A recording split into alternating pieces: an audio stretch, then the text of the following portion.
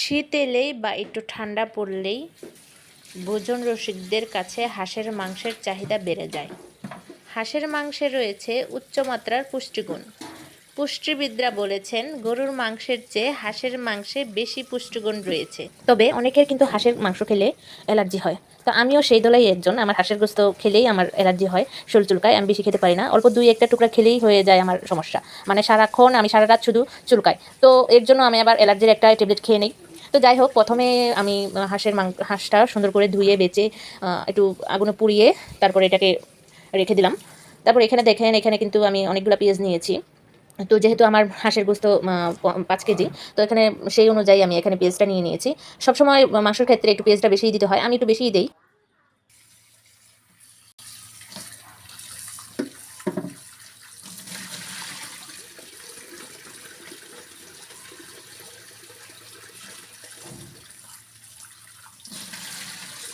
আমি পেঁয়াজ ধোয়া নেওয়ার পর তারপর আমি এখানে আদা রসুনটা সুন্দর করে ধুয়ে নেব। আমি যেহেতু ব্লেন্ডার করব, এর জন্য দোনোটা একসাথেই আমি ব্লেন্ড করব। তো পেঁয়াজগুলো ধুয়ে নেওয়ার পরে দেখেন আমি এগুলা গোল গোল করে কুচু কুচু করে কেটে নেব। বেশি টুকরো করব না, 3 থেকে 4 ফালা টুকরো করব, যেহেতু পেঁয়াজ গলে যায়।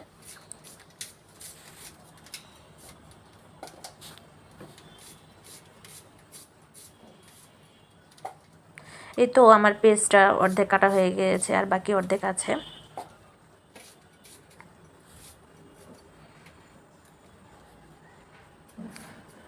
তো এখন আমি সেই হাঁসটার সাথে এখন যুদ্ধ করব, রীতিমতো যুদ্ধ।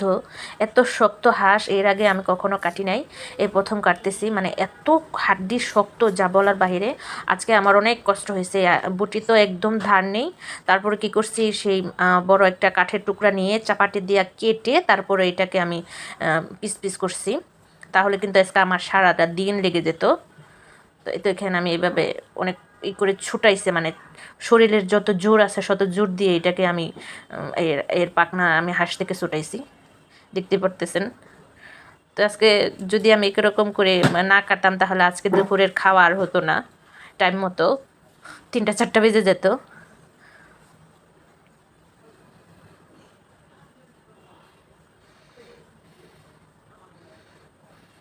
দেখেন কি পরিমাণ টানাটানি করতেছি এটাকে কাটানোর সময়। এখন ভাবতেছি বটিটা একটু দাঁড় দিব। মনে থাকে না, যখন বটি ধারালা যে লুক আসে, সেই লুকটা দিয়ে বটি ধারানোর আর মন থাকে না। তো এখন অন্য সব কিছু কাটা যায়, কিন্তু এই এই হাঁসটা একটু কষ্ট হচ্ছে আজকে। আর এর দেখেন আমার ছোট্ট মোট্ট বিড়াল ছানা, ওকে আর পালবো না, ওকে দিয়ে দেবো আরেক বাসায়। কি কিউট ছানা আমার, অনেক সুন্দর। আগে বিড়ালের ভিডিও দিতাম, এখন আর দেওয়া হয় না। অনেকে দেখতে চাচ্ছিলেন বিড়াল ভিডিও, কিন্তু এখন আর সম্ভব না, কারণ ও অনেক দুষ্ট হয়ে গেছে, কথা শোনে না। দেখেন কি ভদ্র বাচ্চার মতো সুন্দর করে বসে রয়েছে, যে মাংসের গ্রান পাইছে আমার পিছে পিছে ঘুরতেছে। আমার বিড়ালটা অনেক আদরের, কিন্তু বিড়ালটা কথা শোনে না, অনেক পাজি হয়ে গেছে। এখন ওকে আর রাখা সম্ভব না, খুব দুষ্টু। দেখেন কি মায়া মায়া চোখ করে তাকায় রয়েছে, দেখতেও কিন্তু সুন্দর। এখানে বসে আছে কিসের জন্য জানেন? যদি একটুখানি মাংসের টুকরো দেই। আর আমি কোনো সময় কাঁচা কিছু খাওয়াই না, যা কিছু খাওয়াই সব রান্না করে খাওয়াই। বড় একটা হাঁড়িতে পরিমাণ মতো তেল দিয়ে নেব। আমরা যেহেতু সরিষার তেল খাই, তো সরিষার তেল দিয়ে আজকে হাঁসটা রান্না করব। তো এই তো আমি এখানে পেঁয়াজ দিয়ে দিলাম, পেঁয়াজের সাথে সাথে আমি তেজপাতা আর দারুচিনি দিয়ে নিয়েছি। এখন এখানে এলাচ অ্যাড করব।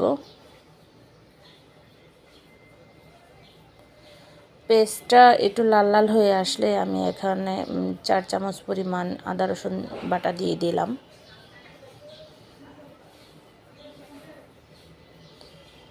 তো এখানে আমি মরিচের গুঁড়ো দিয়ে দিলাম 4 চামচ, আর হলুদের গুঁড়ো দিয়ে দিলাম 5 চামচ।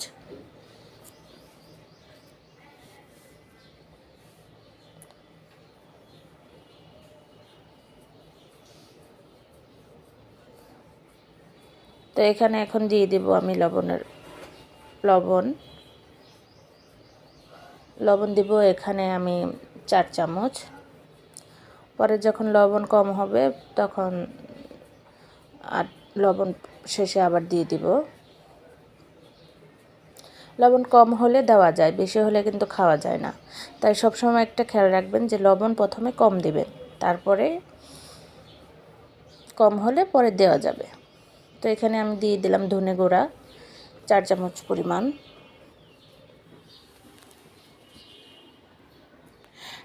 হাঁসের মাংসের ভিতরে কিন্তু আবার মশলাটা একটু বেশিই লাগে, তাহলে কিন্তু হাঁসের গোস্ত থেকে গন্ধ আসে মশলা যদি পরিমাণ মতো না হয়।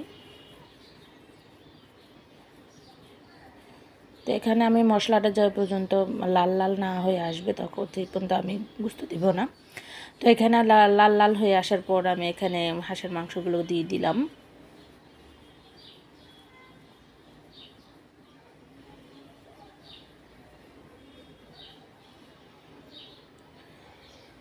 হাঁসের মাংসটা আমি 10 থেকে 20 মিনিট ভালো করে কষাবো। এখন ঢাকনা দিয়ে রাখবো।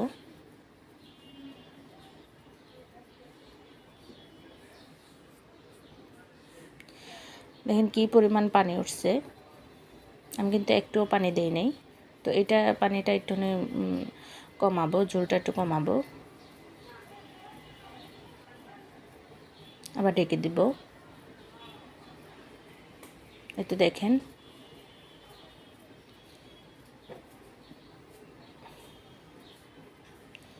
এখন আমি এখানে পানি দিয়ে দিব, যেন হাঁসের মাংসটা একটু নরম হয়, শক্ত যেন না থাকে। এটা আমার বলক এসে পড়েছে, গোস্তের তরকারিতে বলক এসে পড়েছে।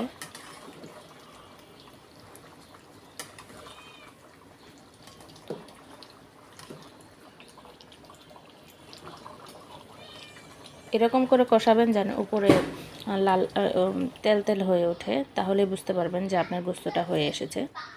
তো এর দেখেন আমার গোস্ত রান্না করা শেষ।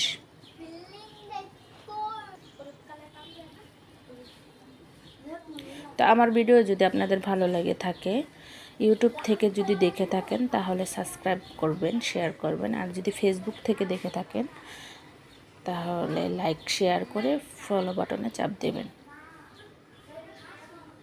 তো আজকে এই পর্যন্তই, নতুন আরেকটি ভিডিও